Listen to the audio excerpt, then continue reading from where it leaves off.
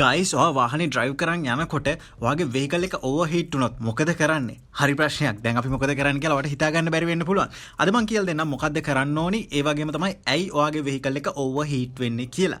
ඉතින් ඕවර්හීට් වුණොත් ඔයා නම්බර් එක සේව් කරගන්න හයිබ්‍රිඩ් වන් අපිට කෝල් එකක් දෙන්න අපි බලන්න මොකද්ද කරන්න පුළුවන් කියලා නැත්නම් වාහනේ ගෙන්න ගන්න ඕනද කියලා අපි තියෙනතත් ගැන ඔයාව දැනුවත් කරන්න කියලා මුලින්ම මතක් කරනවා. ඔයාගේ වාහනේ ඕනින් ප්‍රශ්නයක් විසඳ ගන්න හයිබ්‍රිඩ් වන් නම්බර් එක දැම්ම සේව් කරගන්න. හරි. අපි යන් මොකද්ද මේ වාහනේ ඕවර්හීට් වෙනවා කියන්නේ කියලා දැනගන්න. ඉතින් එන්ජින් එකක් ක්‍රියා කරනවා කියන්නේ ලොකු ප්‍රොසෙස් එකක්. එන්ජින් එක ඇතුළේ ක්‍රියාත්මක වෙද්දී මේ ප්‍රොසෙස් එකේදී ලොකු තාපයක් එනවා. ඉතින් මෙන්න මේ තාපය නිසා තමයි ඇත්තටම එන්ජින් එක හීට් වෙන්නේ. ඉතින් මේ අධික තාපය කූලින් සිස්ටම් එක මගින් ඇත්තටම කූල් කරලා දෙනවා. එතකොට එන්ජිමේ තාපය ගොඩක් දුරට පාලනය වෙනවා. ඉතින් ඊට පස්සේ අපි බලමු කූලින් සිස්ටම් එකේ ප්‍රශ්න ඇති වෙන්නේ මොකද කියලා. මූලිකම ඇති වෙන ප්‍රශ්නයක් තමයි කූලන්ට්. එහෙම නැත්නම් මේ සිසිලන දියරේ මහර වෙලාවට මේකට පාවිච්චි කරනවා වතුරත්. ඉතින් වතුර පාවිච්චි කරන්න එපා. මම කියන්නම් ඒකටත් හේතුව මොකද්ද කියලා.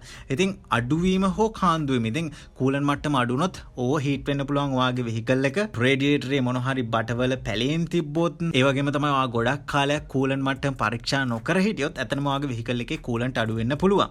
ඉතින් ඒ වගේම තමයි ඔයාගේ රේඩියේටරේ ෆෑන් එකක් තියෙනවා. මේ ෆෑන් එක ක්‍රියාවිරහිත වුණොත් ඔයාගේ වෙහිකල් එක ඕවර් හීට් වෙන්න පුළුවන්. ඉතින් ට්‍රැෆික් එක තියෙද්දි මේ ෆෑන් එකෙන් තමයි රේඩියේටරේ හරහා හුලං ඇදලා ගන්නෙ. ඉතින් මේ ප්‍රොසෙස් එක නැති වුණොත් ඔයාගේ වෙහිකල් එක ඕවර් හීට් වෙනවා. තර්මෝස්ටැටික් වෑල් එකේ මොන හරි ප්‍රශ්නයක් ඇතිවීම. මේකත් ඔයාගේ වෙහිකල් එකේ ඕවර් හීට් වෙන්න හේතුවක්. ඉතින් මේ වෑල් එක මගින් තමයි ඇත්තටම කූලන්ට් ගලා යාම උෂ්ණත්වයේ අණුව පාලනය වෙන්නේ.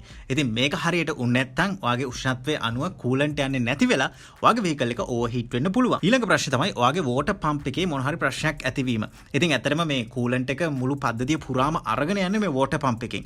ඉතින් මේ වෝටර් පම්ප් එකේ බෙල්ට් එකේ මොන හරි ප්‍රශ්නයක් ඇති වුණොත් ඒ වගේම ඔයාගේ වෙහිකල් එකේ වෝටර් පම්ප් එකේ ඉම්පැලර්ස් මොන හරි ගෙවි ගියොත් ඇත්තටම මේ වෝටර් පම්ප් එක අක්‍රිය වෙනවා. එතකොට පද්ධතිය පුරාම කූලන්ට් අරගෙන යන්නේ නැහැ. එතකොටත් ඔයාගේ වෙහිකල් එක ඕවර්හීට් වෙනවා. ඒ වගේම තමයි එන්ජින් එකේ ඔයිල් අඩු වුණොත් ඇත්තටම මේ එන්ජින් ඔයිල් එකෙන් ඔයාගේ වෙහිකල් එකේ ඇතුළේ වීල් කැරකෙන්න ලොකු උදව්වක් වගේ මේ වගේම තමයි ලීසිකරණයක් සිද්ධ වුණාට ඊට අමතරව මේකේ ඕවර්හීට් එකනොත් ලොකු පාලනයක් කරන්න මේ එන්ජින් ඔයිල් ලොකු උපකාරයක් වෙනවා. එන්ජින් ඔයිල් අඩු වුණත් ඔයාගේ වෙහිකල් එක ඕවර්හීට් වෙන්න පුළුවන්. ඉතින් මෙන්න මේ වගේ ප්‍රශ්න නිසා ඔයාගේ වෙහිකල් එක ඕවර්හීට් වුණොත් ටග් ගාලා හයිබ්‍රිඩ් වන් අපිට කතා කරන්න අපි වෙහිකල් එකේ මොන හරි ප්‍රශ්නයක් තියෙනවද කියලා චෙක් කරලා කියනනම් ඊට අමතරව ඔයාගේ වෙහිකල් එකේ ගියර් බොක්ස් ප්‍රශ්නයක් තිබ්බත් එන්ජින් ප්‍රශ්නයක් තිබ්බත් සස්පෙන්ෂන් AC මේ ඕනින් ප්‍රශ්නයකට හයිබ්‍රිඩ් වන් අපිට කතා කරන්න පුළුවන්. ඒකත් මතක් කරන්න ඕනේ. ඊට පස්සේ මම කතා කරනවා ඕවර්හීට් වුණොත් ඔයා කරන්න ඕනි දේ මොකක්ද කියලා. ඔයාගේ වෙහිකල් එක ඕවර්හීට් වුණොත් වාහනේ ඒ ස්ථානෙම නතර කරන්න ටිකක් ආරක්ෂිතව පාරට අයින් කරලා පොඩක් නතර කරන්න. ඊට පස්සේ මුලින්ම ඔයා ගිහිල්ලා රේඩියේටර් කැප් එක නම් අරින්න ලෑස්ති වෙන්න එපා. ඔයාගේ ජීවිතේත් අවදානමකට දාගන්නවා වගේ වැඩක් තමයි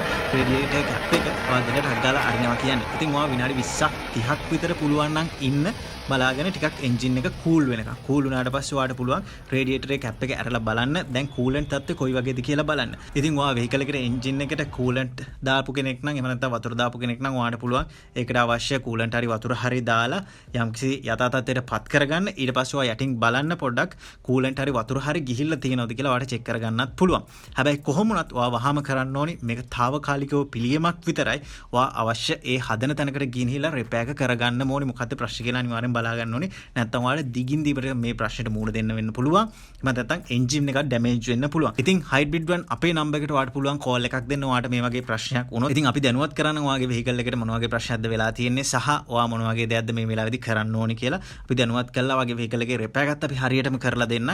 මතක ඇතුව ඔයාට පුළුවන් නම් අනිවාර්යයෙන්ම ඔයාගේ රේඩියේටර් එකට කූලන්ට්ම පාවිච්චි කරන්න කියලා මතක් කරනවා. වතුර මගින් ඔයාගේ රේඩියේටර් සිස්ටම් එකම මලකට කන්න පුළුවන්. ඉතින් ඒක නිසා ඒකත් මතක් කරන ගමන් ඕන මතක් කරනවා හයිබ්‍රිඩ් වන් අපි ගාවට ආවොත් ඔයාට කරගන්න පුළුවන් එන්ජින් එකේ රිපෙයාර්ස් කරගන්න පුළුවන්, ගියර් බොක්ස් රිපෙයාර්ස් කරගන්න පුළුවන්. ඒ විතරක් නෙමෙයි AC repair, suspension repair, electric repairs මේ හැම දෙයක්ම අපි ගාවට ආවොත් කරගන්න පුළුවන්. ඉතින් ගොඩක් අය දැන්ටමත් දන්නවා හයිබ්‍රිඩ් වන් කියන්නේ ගියර් බොක්ස් සම්බන්ධ හොඳ එක්ස්පර්ට්ලා ඉන්න තැනක්. ඒ විතරක් නෙමෙයි හැම රිපෙයාර් එකටම හොඳ එක්ස්පර්ට්ලා හයිබ්‍රිඩ් වන් අපි ගාව ඉන්නවා. ඉතින් අපේ නම්බර් එක සේව් කරලා තියාගන්න මතක ඇතුව. මොකද ඔයාගේ වෙහිකල් එකට මොකක් හරි ප්‍රශ්නයක් ලංකාවේ ඕන තැනක උනොත් අපිට කෝල් එකක් දෙන්න. අපි දැනුවත් කරන්න දැන් ඔයාගේ වෙහිකල් එකට මොකද්ද කරන්න ඕනේ කියලා. ඉතින් බල බල ඉන්න එපා. වාහනේ ප්‍රශ්න තියෙනවා නම් හයිබ්‍රිඩ් වන් අපිට කෝල් කරලා ඔයාගේ ප්‍රශ්නේ ටග් ගාලා විසඳ ගන්න.